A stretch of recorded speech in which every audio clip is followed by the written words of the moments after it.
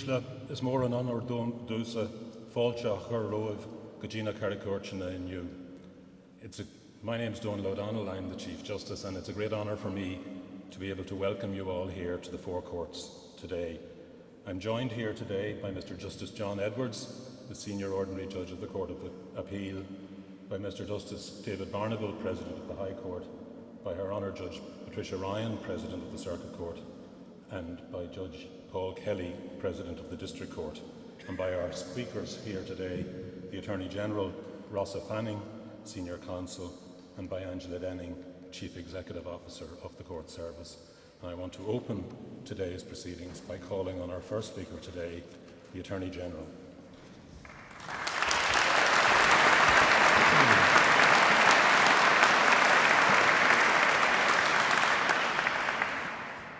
Chief Justice, Presidents, Members of the Judiciary, President of the Law Society, Chair of the Bar Council, Chief Executive of the Court Service, distinguished visitors, friends and colleagues.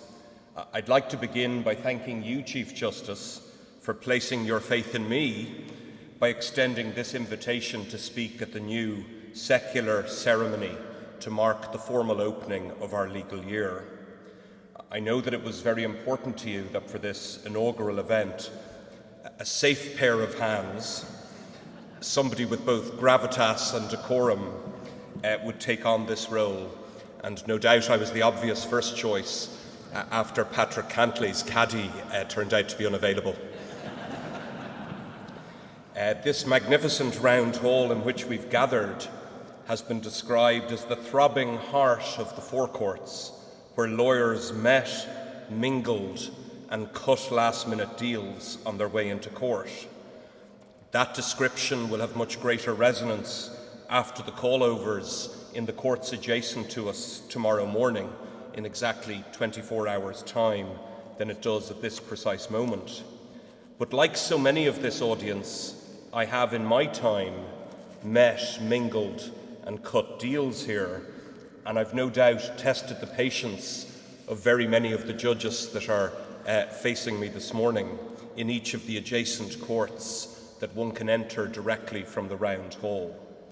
But having now completed my transformation from enfant terrible to pillar of the establishment, I'm here this morning for a different purpose, and I'd like to say something to you about the enduring importance of public justice administered by independent courts, and also something about the value of maintaining high standards in the conduct of litigation in this building and beyond.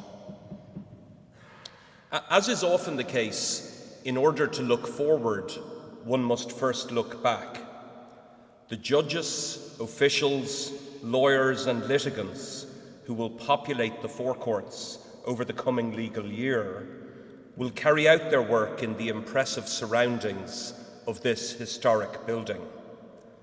The Round Hall was described by a former Lord Chief Justice of Ireland as the Palace of Justice, surmounted by a dome flung into the air.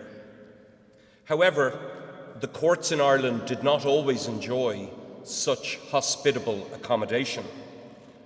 Prior to the construction and opening of the Four Courts in November of 1796, it was said that the law courts in Ireland seemed to have no fixed address, let alone a palace. Prior to the Reformation, this site was home to a Dominican convent whose bricks were once used to fortify the city's walls against would-be invaders. The courts themselves moved from Dublin Castle to Blackfriars House before spending just under 2 centuries in the shadows of Christ Church Cathedral, where lawyers and judges worked cheek by jowl with shopkeepers and wool spinners. The courtrooms in the complex beside Christ Church were not enclosed, in that people standing in the central hall could see into the courtrooms and physically witness lawyers and judges alike participating in and administering justice.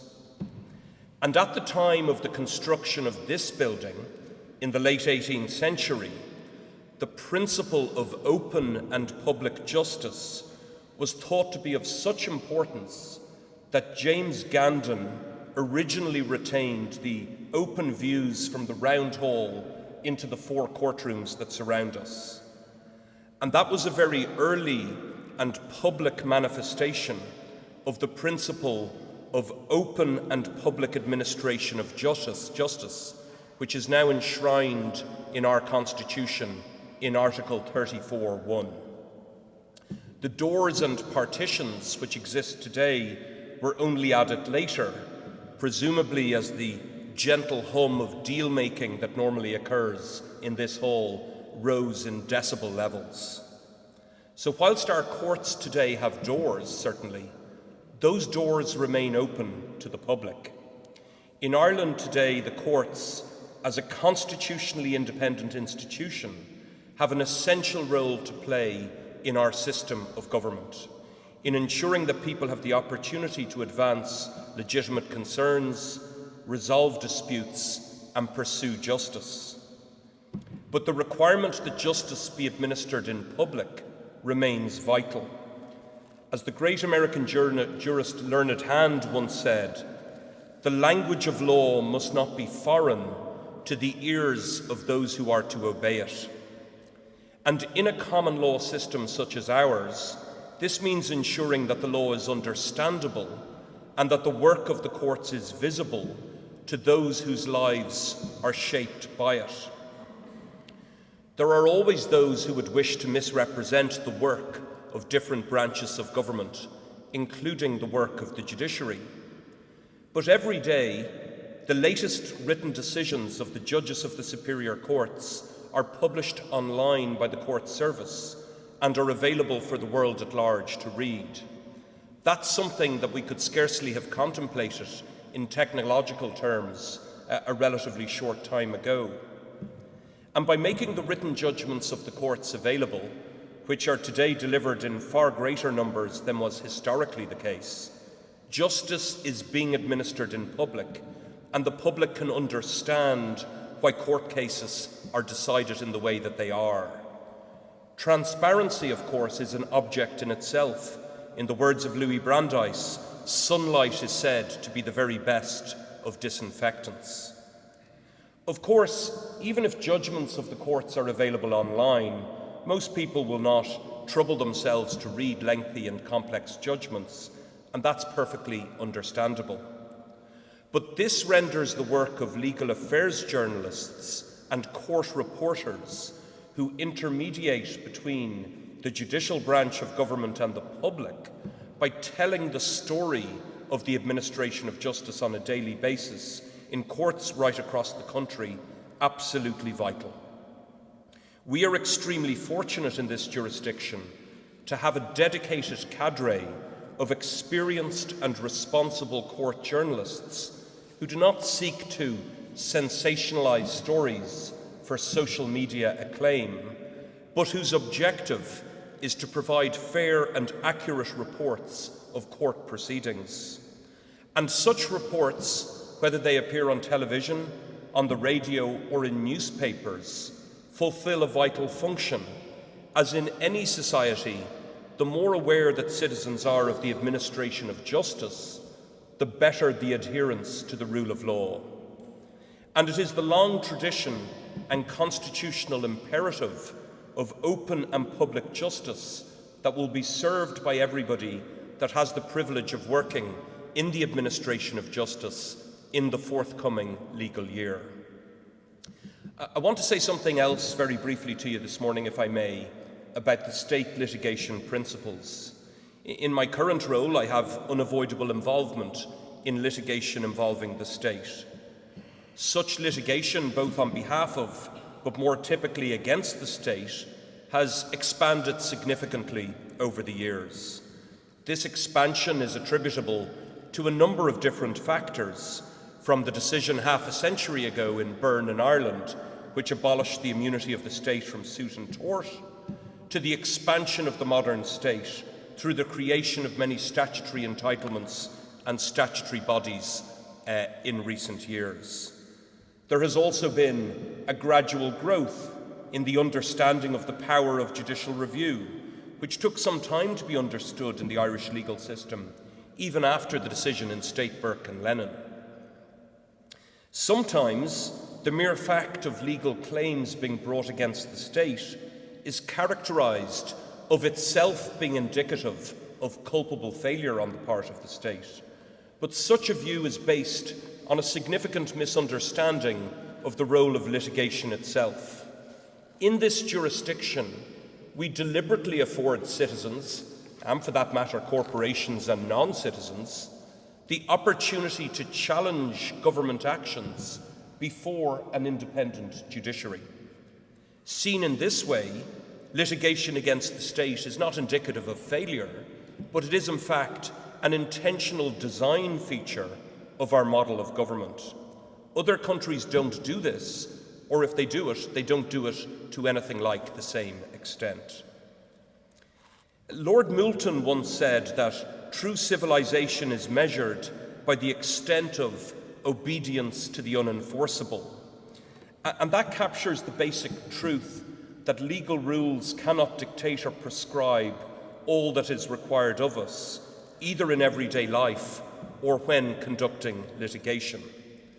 My experience in my present office has been that lawyers conducting litigation on behalf of the state do so with a clear sense of the public interest, whilst adhering to exacting ethical standards. However, this is not inevitable, and it's not enough to simply hope that such standards will always be maintained, particularly given the acute pressures and responsibilities that lawyers acting for the state must work under. And that brings me to the state litigation principles. The principles were launched this summer following an extensive consultation process and a decision of government. The principles, for the first time, seek to clearly articulate standards for the state and its lawyers in the conduct of litigation. Today is not the day to explain the minutiae of the principles and their content. They are available to read online, and there's a process ongoing at present whereby the Chief State Solicitor, who's in the audience this morning, and her office are drawing up protocols and meeting with government departments to explain those protocols in order to ensure that the principles are adhered to. So I'll just say something very briefly to you about the purpose of the principles. In many respects, they codify rather than create. They do not establish rules of law. In fact, they explicitly disclaim the proposition that they have or seek to have any binding legal effect. Many of the principles are in truth already applied on a daily basis by the officials and the lawyers charged with managing litigation on the state's behalf. Likewise, the policy imperative underpinning the principles is neither new nor controversial. Quite simply, the state should seek to act in the public interest broadly construed when pursuing litigation. The principles are also pitched at a deliberately high level. The benefit of concision is that history tells us that a shorter, pithy document is more likely to be remembered than a long one. You'll appreciate that Moses descended from Mount Sinai with the Ten Commandments and not with the Taxes Consolidation Act. And it would not be possible, in any event, to enumerate all that is required of state litigants in every conceivable situation. But nevertheless, the state litigation principles mark a renewed and public commitment on the part of the state to upholding and supporting the constitutional requirement of the independent administration of justice in the public interest. And whilst the principles do not seek to radically change existing practice or policy, I believe they will have at least three important functions. Firstly, by clarifying existing best practice, they will assist government officials and the lawyers acting on their behalf in upholding the high standards already expected of the state. Secondly, they will assist explaining the state's approach to litigation, and they will foster a better understanding of how the state serves the public interest when litigating. And thirdly, although they are not strictly speaking applicable beyond government litigants, the principles by articulating standards that the state seeks to uphold will hopefully set an example of best practice to other litigants. And in that regard, while they are primarily intended to guide and assist the state and its lawyers in the conduct of litigation, it is my hope that they will encourage other litigants across the public and private sectors to act in a manner that will assist to secure the effective administration of justice.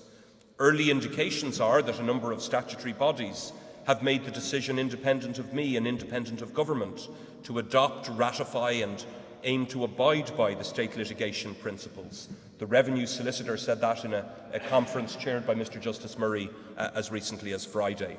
And I'm greatly encouraged by that development. So thank you all for attending, for listening to me today, and may I take this opportunity to wish everybody present a happy, prosperous and fulfilling new legal year.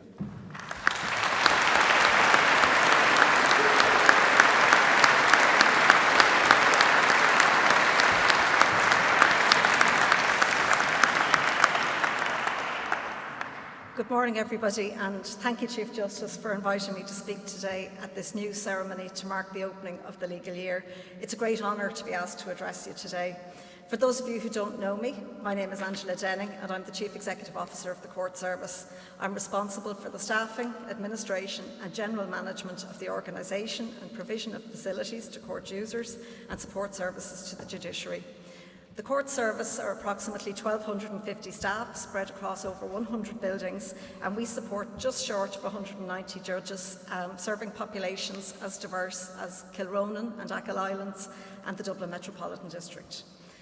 When I think of the new year, I think of January 1st, the annual reset where we set goals and plans for the year, try to cull the bad habits developed over the previous 12 months, and as an allotment holder, I also think of the gardening year and the cycle of digging, fertilising, planting, weeding and harvesting. The annual cycle in the world of a chief executive is similar. Planning across a range of areas, funding requests, allocating resources, cutting your cloth to suit your measure and reporting. All gardens start out with a rectangular patch of earth, and it's the incremental change year on year that turns your garden into something wonderful and unique, like Peter O'Mahony's lawn. In the same way, incremental year-on-year change, or indeed the failure to change and progress, makes a public service organisation one the public trust and appreciate, or otherwise. The Court Service was established in 1999 and has seen significant change since then, with the organisation evolving to meet the demands of a changing society. The drivers for that evolution have not changed. The public sector landscape will continually be reshaped by a combination of factors: a growing and ageing population, the need for better infrastructure and continuous concerns over sustainability and consumption. There's also an increasing demand for greater transparency and accountability for public funds. These challenges are heightened by advances in technology and by economic and political uncertainty across the world. In a shifting social and economic environment, all of these factors have consequences for complex and diverse public sector organisations like ours. If anything, these drivers have been accelerated post-pandemic. Two things, however, for the Court Service stayed steady: our statutory functions and our vision to provide improved access to justice in a modern digital Ireland. I will share with you this morning how we intend to deliver on both in the coming legal year. The first area I'll deal with is the provision of information on the courts to the public. In recent years, we've made great strides using plain language and infographics to address language barriers, simplifying our website. Almost half of jury summonses now we get replies online through our digital jury system. We have our 360-degree tours of this building and the CCJ and other buildings, and virtual reality headsets which created queues at the ploughing championships. All of those innovations seek to remove some of the unseen barriers to access to justice. Significant efforts were made this year to improve the information available to people participating in family law cases. We acknowledge that the time leading up to a family law court case can be stressful, and by using information and videos in plain English, we have sought to help people understand the process, reduce the uncertainty many family court users experience, and to assist those users to better prepare for their visit to court. This information has been accessed by 49,000 users since it went live in June. In the coming legal year, we will use what we've learned on this project to improve the information available to users of the civil courts and to start the process of modernising court forms, beginning with the areas of guardianship of children, where we aim to reduce approximately 20 forms currently used to one in plain English, and a single claim form to replace the myriad of summonses used to recover debt. We also provide, manage and maintain court buildings. 100 years ago, this building was a pile of stones. Our predecessors carried out repair works in the 1920s on the dome, which are now reaching their end of life. This year and next, this beautiful protected structure must undergo important works, which are unavoidable and extensive. Working with the OPW, every effort will be made to minimise disruption, which is the price we must pay for the privilege of working in this beautiful building every day. This year we'll also see further progress in relation to our new Dublin Family Courts building at Hammond Lane. This summer, Government announced that the project had been decoupled from two Garda projects and will proceed as a standalone public-private partnership, which has been co-designed with all of the users of the building. The OPW have informed us that we will go to planning by year end, and thereafter the NDFA will put the project out to tender. To that end, the project was included in the Prospects 2023-2024 report published last week, setting out a clear pipeline to the building market of the 50 largest individual projects that comprise Project Ireland 2040. In coming days, I expect to sign the contract to complete the purchase from Kerry County Council of the site at the island of Geese and Tralee for a new courthouse in County Kerry when funding becomes available. And we will continue the works currently underway to provide additional temporary courthouse accommodation to meet the needs of Galway City and County. In this legal year, we'll be going to consultation on our venue review, which is the necessary next step following on from publication of our estate strategy in 2023 to ensure that we have a fit-for-purpose estate into the future. We will also build further on the excellent work done by our sustainability team to meet our new climate action targets and build on the 11.7% improvement in energy efficiency achieved this year, together with the 16% reduction in carbon generated.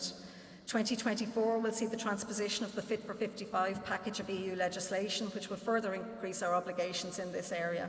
And we will continue to work with the SEAI on our Pathfinder projects in Sligo and Ennis.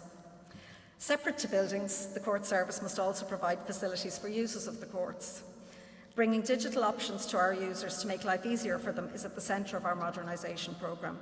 We introduced the option for people who receive jury summonses to reply online in 2022, and as I said earlier, almost half the people who now receive summonses reply using the platform. The platform also allows for 24/7 access to people who've received a summons. We can send out immediate changes in times, dates, jury cancellations and so on, and we can deal with electronic responses to requests for excusals. The platform reduces the reliance on paper-based processes and offers improved customer experience that's inclusive. But we haven't eliminated the option to reply using paper and post if that's what people choose. With an increased judiciary in 2023 and 2024, we will have to increase the numbers of jurors called for service each year, and this easy-to-use system prepares us to support increased capacity in the criminal justice system. We've increased the number of video technology-enabled courtrooms by another 12 so far in 2023, and we're on target to reach 156 by the end of 2024. The technology supports virtual appearances for litigants, legal professionals, expert and vulnerable witnesses, prisoners and Gardaí. The continued success of the use of the technology and the options it offers court users were the principal drivers leading to the funding of additional courtrooms. And this will be supported this year by an additional programme to improve Wi-Fi coverage nationwide, and we plan to integrate our unified case management system with our technology-enabled courtrooms into the future, so there's more end-to-end visibility of the case journey through the court. It means as well that you won't have to contact the office to find out video room numbers and all of that sort of thing into the future. Offering digital routes for citizens, adding channels and services is part of our first digital-first approach.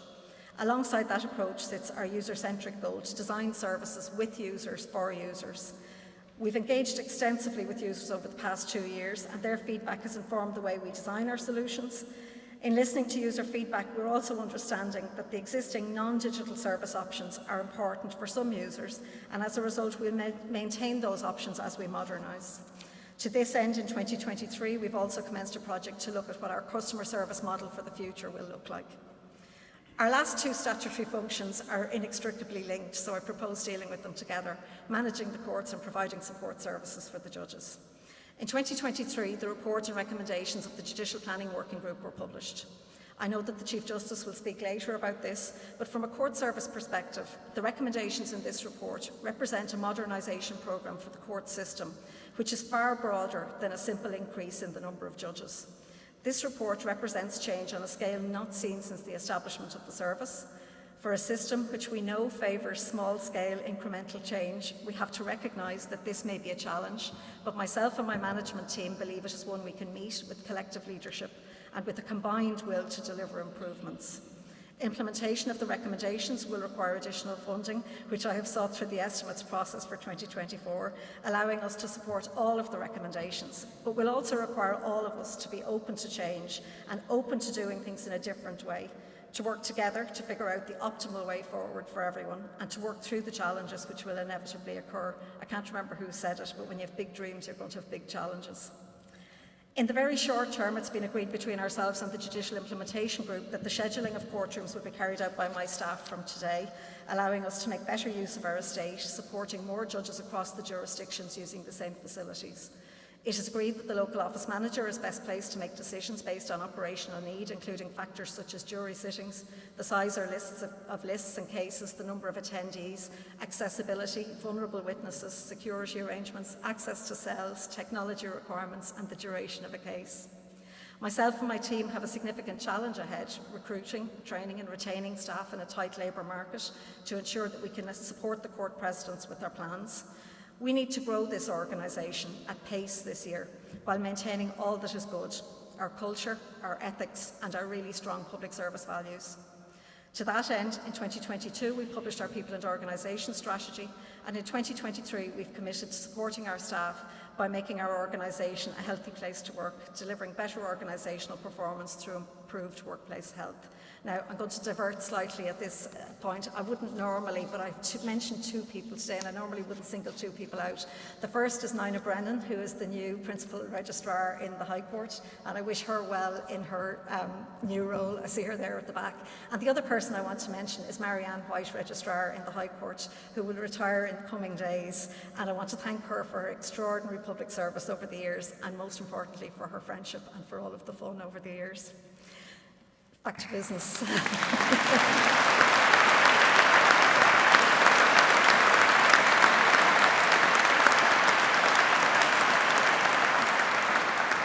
Business, we've embarked on a 10-year modernisation programme of transformational change which will bring greater efficiencies and modernise how we administer the courts, provide support services to the judiciary and information to the public.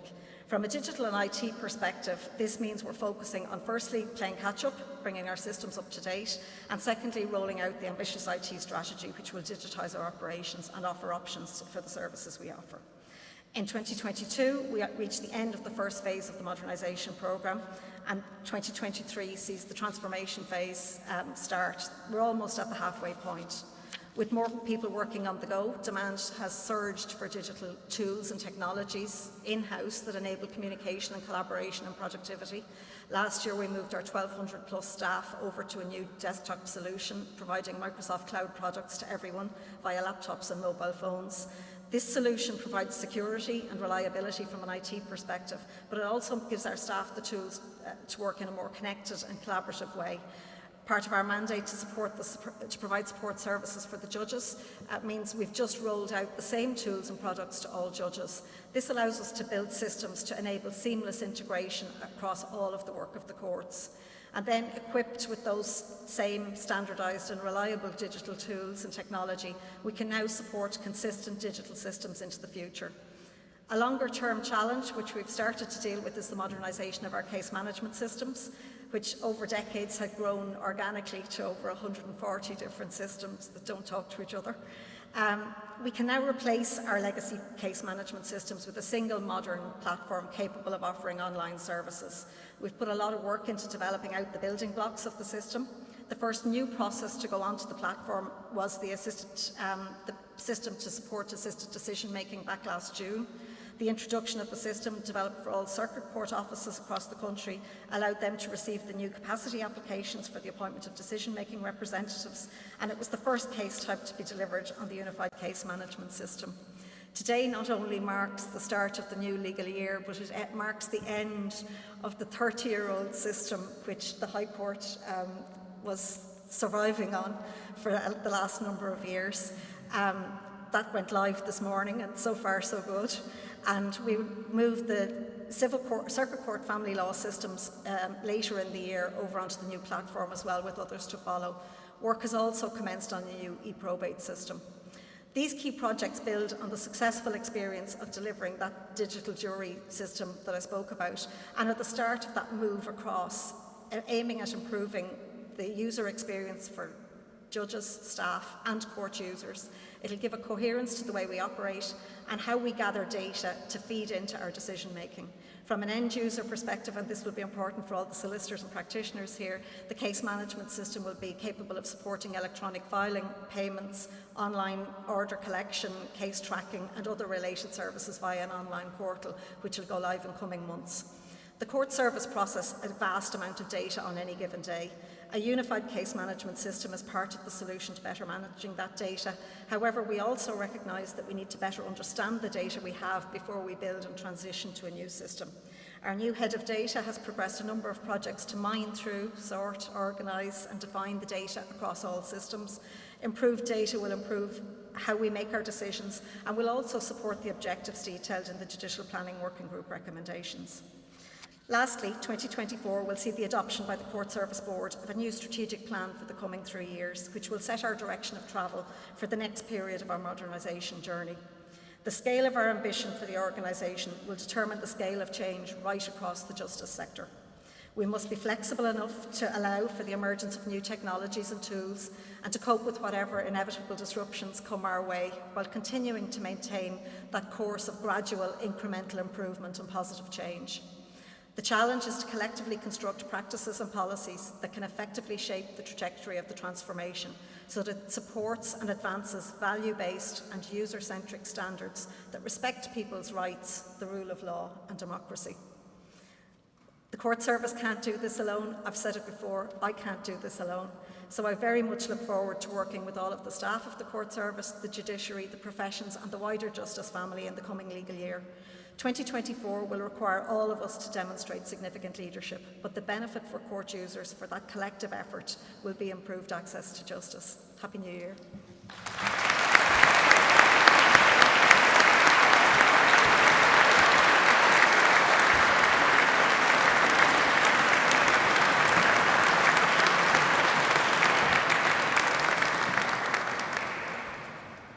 Good morning.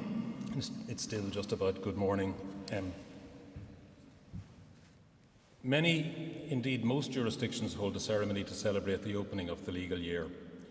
In the common law world, the first Monday in October has, by tradition, been the date when the legal year commences.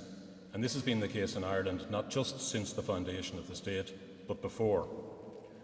And tradition is important, and not just to lawyers, but to everyone. The moral philosopher Samuel Scheffler has said that traditions are human practices whose organising purpose is to preserve what is valued beyond a lifespan of any single individual or generation. They are collaborative, multi-generational enterprises devised by human beings precisely to satisfy a deep human impulse to preserve what is of value. And respecting tradition is not, however, to allow the past to control the present. The fact, as Scheffler puts it, that tradition is a multi-generational enterprise means that, in fact, each generation chooses which traditions or parts of traditions it considers worth maintaining, and in some cases adding to, adapting or refreshing. And it is always the present generation which decides whether the tradition of a past generation is worth following.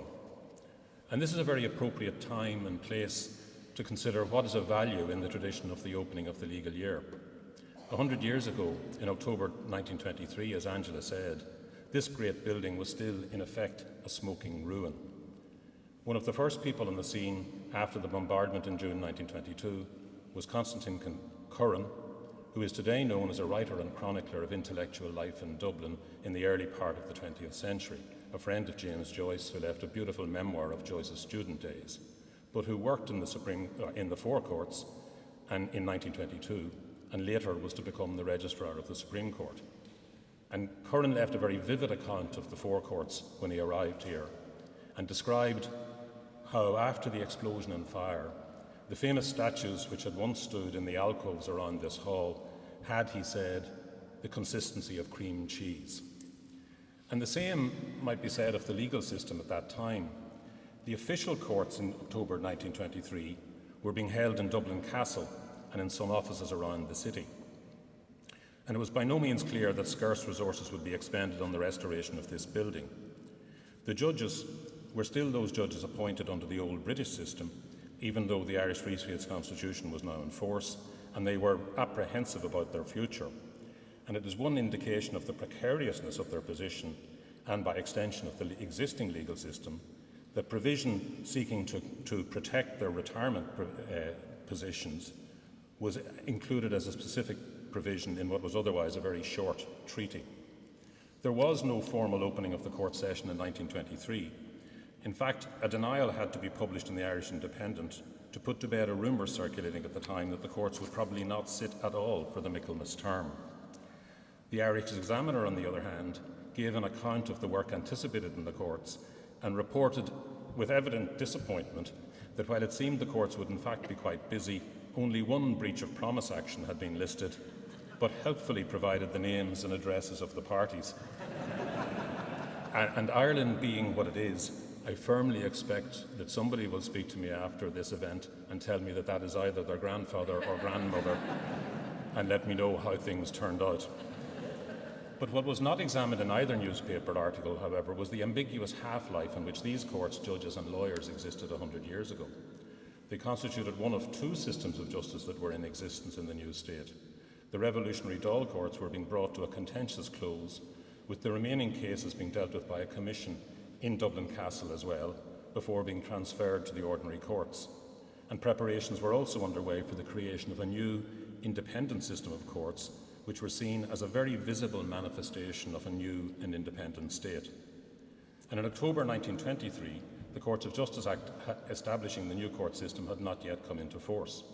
It was only on the 11th of June 1924 that the courts were established in a formal opening ceremony in Dublin Castle, designed and supervised by Hugh Kennedy, the first Attorney General of the Free State, principal architect of the Courts of Justice Act, and who on the same day became the first Chief Justice of Saoirstad Éireann.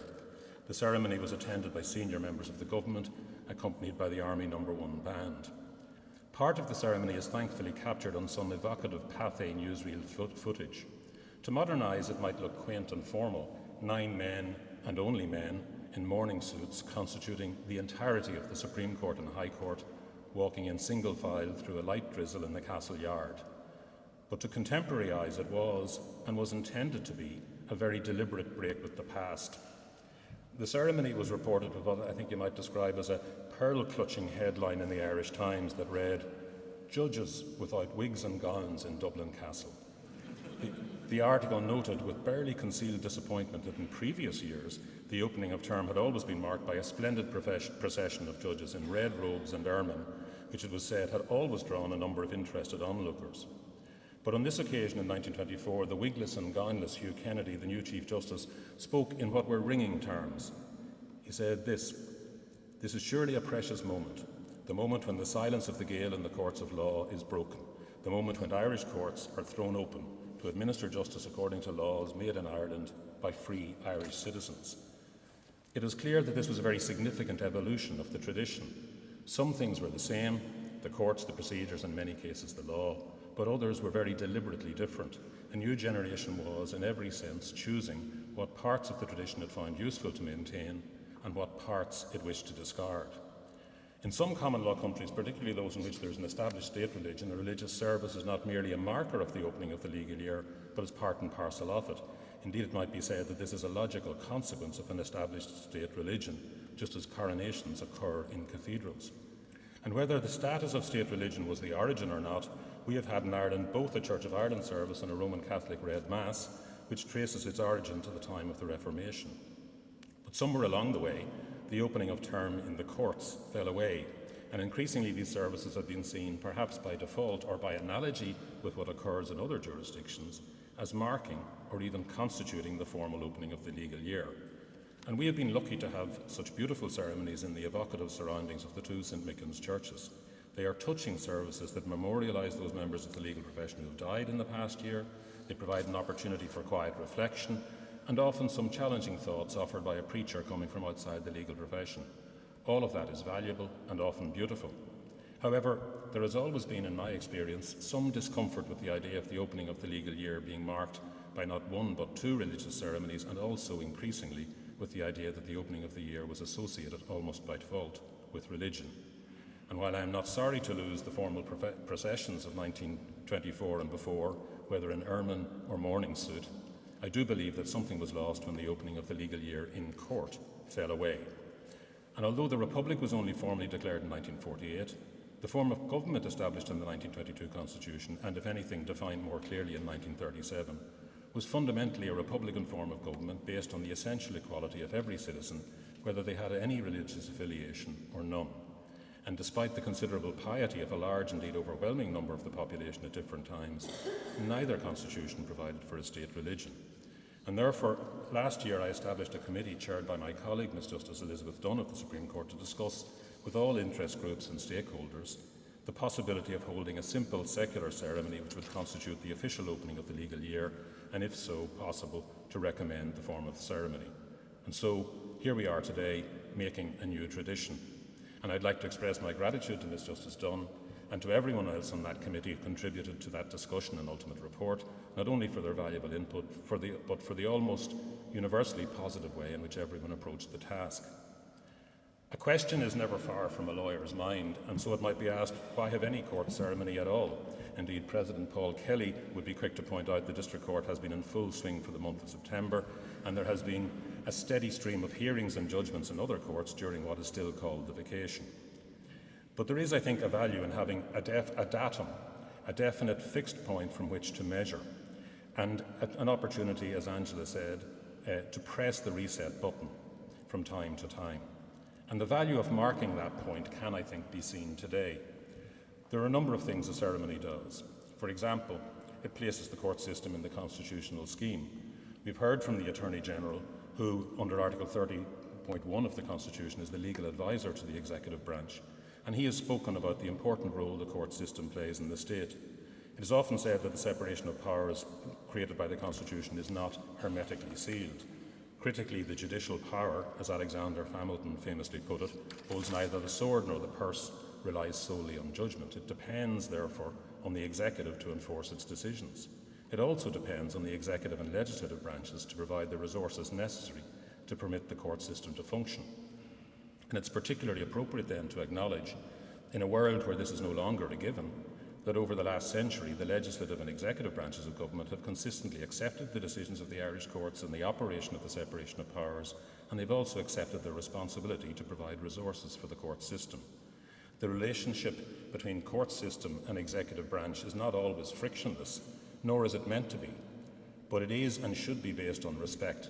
And on that note, I'm very pleased to acknowledge the presence of both the Secretary-General and Deputy Secretary-General of the Department of Justice here today. And we've also heard from the Chief Executive of the Court Service, and this is a very visible reminder of the fact that the administration of justice is not the preserve of judges or lawyers.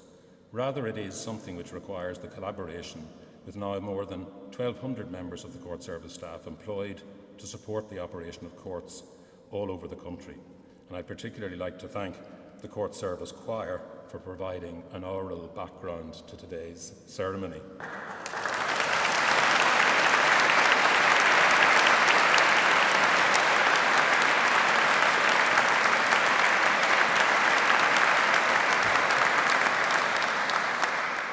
And I would particularly like to thank Lucy Rowan and Rebecca Murphy from my office for the enormous work they put into today's ceremony. And that ceremony serves to remind us of our place in the legal world. And we are both pleased and honoured to be joined by an Advocate General and judges of the Court of Justice of the European Union, and by judges of the Court of Appeal of England and Wales, the Inner House of the Court of Session, and the Court of Appeal of Northern Ireland, and also by the Attorney General from Northern Ireland. And today also marks the publication of the Judicial Studies Institute's journal in printed form, and that document is that booklet our book is a very, very visible publication. The Judicial Studies Institute Journal appears online, but it was felt desirable to have an annual publication of the, I think what Mr. Justice Peter Charlton, who is indefatigable in his work on behalf of the journal, would regard as the year's greatest hits. And it is published in collaboration with the Faculty of Law in the University of Limerick. And this year's publication involves the papers delivered at the Franco-Britannique Irlandaise colloque, and also the proceedings of a public conference that marked the presence of the European Court of Human Rights in Ireland. And that's a very visible indicator of both the work that is done outside the day job by judges, and also those links that are important across the world, and links, if I may say so, that we value very much. We are also joined by leaders and members of both branches of the legal profession in Ireland, as well as representatives from the corresponding bodies in Northern Ireland, Scotland and England and Wales. We also welcome the Director of Public Prosecutions, the Chief State Solicitor, the Director of the Probation Services and many, many others involved in the administration of justice. And our guests today illustrate the broad sweep and impact of the business conducted daily in Irish courts. And it also affords us a timely opportunity for reflection. As many of you know, next year we will celebrate the centenary of the Courts of Justice Act 1924. And my hope for that significant occasion is that we do not only celebrate what has been achieved in the last 100 years, but as importantly, that we set goals and ambitions for the next century, and in doing so, identify those things in our system that deserve preservation and those which can be adapted, improved or changed. If someone from the legal year 1923-24 could see the system today, they would, I hope, recognise the building and admire the way it has been restored, and perhaps even recognise some aspects of the procedure still being followed. But they would also, I think, be astonished by the demonstrable level of change which has taken place, not just in the evident use of technology in even the oldest courtrooms, but also, and most importantly, by the activity inside the courtrooms, by those appearing in those courts, by those presiding in the courts, by what judges wear, by the issues being debated, and by the law being applied. And that change is ongoing. As Angela Denning has said, earlier this year we saw the delivery of the long-awaited report on the Judicial Planning Working Group. That was an interdepartmental group with members from key government departments and 2 observers from the judiciary. To inform the work of the group, an OECD study was commissioned for the purpose of making the best possible assessment of the numbers of judges needed for the next 5-year period and beyond. Ireland has consistently had the lowest number of judges per capita of the now 46 members of the Council of Europe, and I think everyone involved in the process had become weary of the depressing cycle of senior judges complaining about the lack of judges and central government officials retorting that judicial numbers had only just been increased. The report's conclusions were, I think, really quite dramatic. It found that Ireland needed between 60 and 108 additional judges over the next 5 years, which was a figure arrived at not merely by extrapolating from the number of judges and work done, but also by taking into account a number of efficiencies recommended by the group. And that figure of 60 to 108 must be understood in context. At the time of the report's publication, there were in total only 172 judges in Ireland. And I'd like to acknowledge the fact that the report has been accepted in full by the government. That is a really welcome development and a clear demonstration of commitment to and support for the administration of justice in Ireland. Indeed, a number of the judges recommended in the first tranche of appointments have now been appointed. However, the pace of delivery has been slower than initially promised, and we are still awaiting 5 appointments in the High Court, 2 in the Circuit Court, which were expected in May. And inevitably this slows down the pace of development, causes delay and frustration, and I hope that the process will be followed through to completion of this tranche of appointments as soon as possible. And it's worth mentioning at this point that the scale of those appointments is unprecedented and has already delivered positive impacts above and beyond the provision of much needed numbers, most obviously in accelerating the trend of bringing younger lawyers onto the bench. This naturally introduces welcome energy and enthusiasm to the system, and it would be a real pity if that spirit were not supported, encouraged and built upon. And inevitably, change at this level puts demands on every area in the system, and reducing even one, albeit substantial, pinch point in the pipeline often highlights other constraints. In particular, it is impossible to implement change of this scale without placing additional demands on the resources currently available, whether physical or technological, on the staff who are needed to support the new and existing judges. However, we must take this opportunity to catch up on years of under-resourcing and endeavour to provide a system of administration of justice worthy of a modern society in the 21st century. And that simply cannot be done with 19th century infrastructure. This is all acknowledged in the JPWG report, and I hope that the commitment to implementing the recommendations will be followed through in those areas as well. And I do also hope that the JPWG report can be seen in time as an important and perhaps even decisive step change in the relationship between the courts and central government on the question of resources.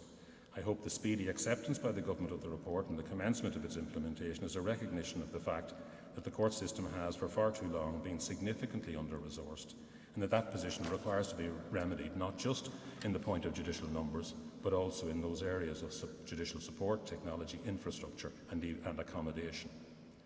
But it is worth hoping that the process engaged in by the JPWG in and of itself also represents a significant step change, a game changer if you will, in the way courts and judiciary interact with government on issues relating to the administration of justice more generally. There is much to be said for careful study, expert analysis and frank discussion. It's always possible to disagree with the outcome of a report, and there are features of the report I would disagree with, but adopting the approach of a working group supported by external experts means that any discussion at least proceeds upon the basis of analysis and argument rather than misunderstanding, rumour and suspicion. In the aftermath of Brexit, Ireland finds itself effectively as the largest common law country in Europe, and we have had to take on an even more active role in legal affairs in Europe as a result. That is undoubtedly challenging for a small judiciary, but it has had some unexpected benefits. It is encouraging to see at first hand the respect in which the Irish court system is held. But if Ireland wishes to play its full role as a modern European society, then it is important to recognise that the justice system is not something to be left to private endeavour. It is an important societal good, just like health and education, which goes to establishing and maintaining the sort of modern, civilised society that we as a people value. A distinguished American lawyer, Dean Wigmore, said more than 100 years ago that the state has been in the business of justice long before it was in the business of health or education, or indeed social welfare. In an increasingly vociferous world, the administration of justice plays an important role in maintaining the bonds of society.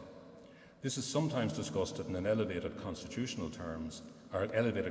level in terms of the separation of powers, the importance of judicial review of administrative action, and review of legislation for compatibility with the Constitution. And all of that is true.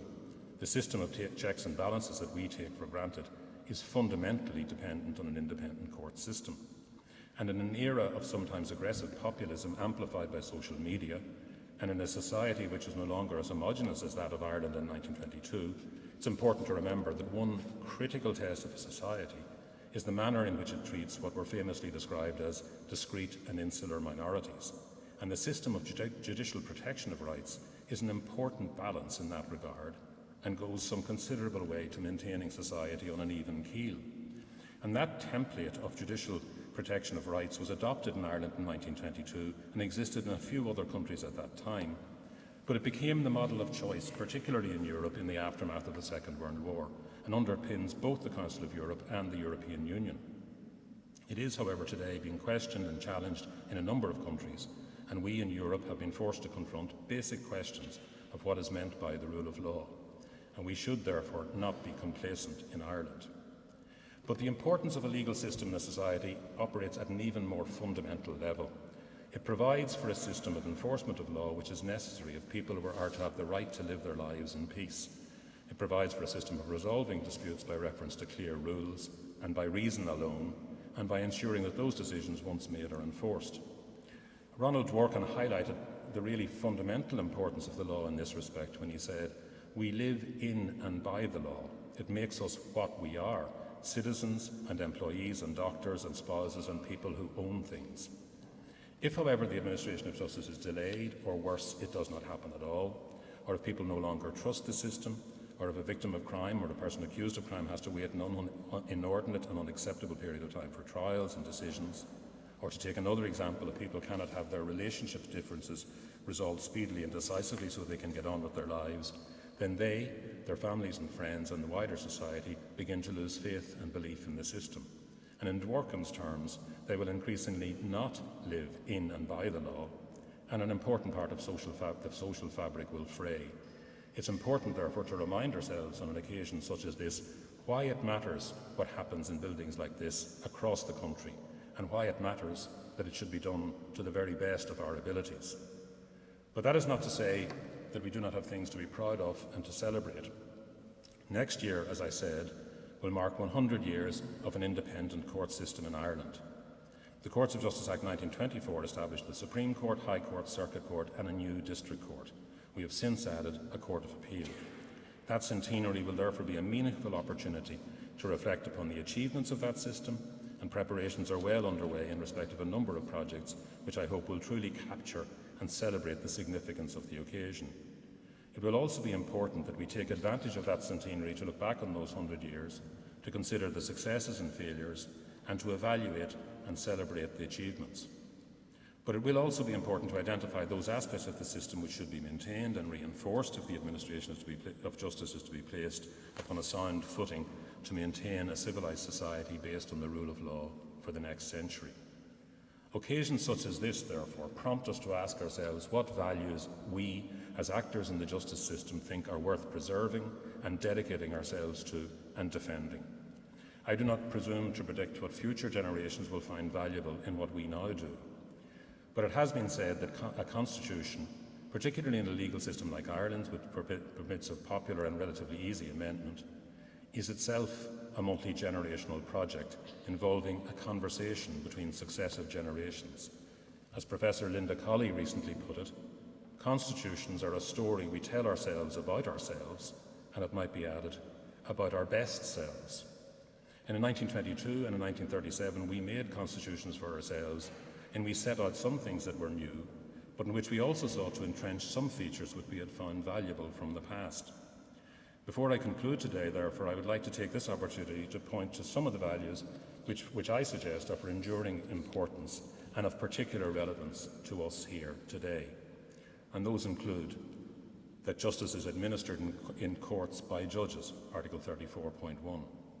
That such justice shall be administered without fear or favour, affection or ill will, Article 34.6.1.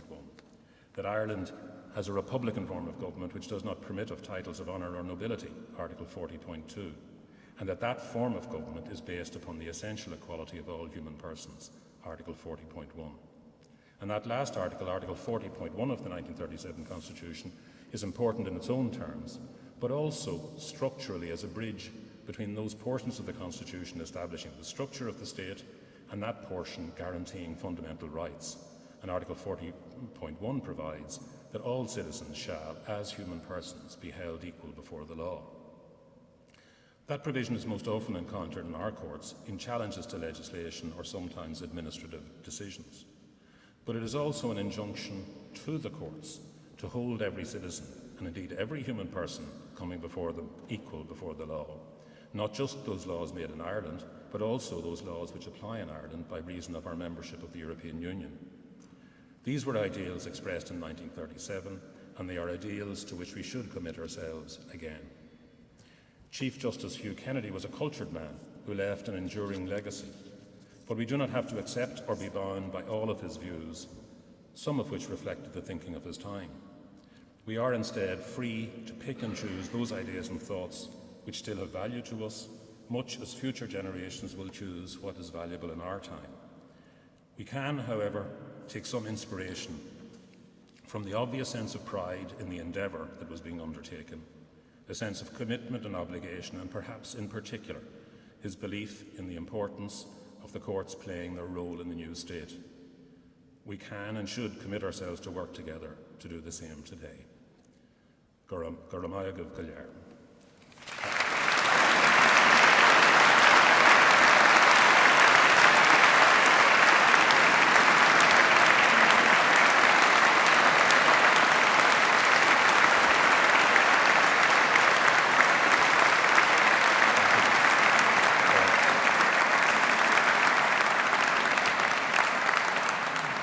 My last function today is to convey to you the traditional invitation, I believe, of the benchers of the Honourable Society of King's Inns to a reception in the King's Inns. Thank you very much.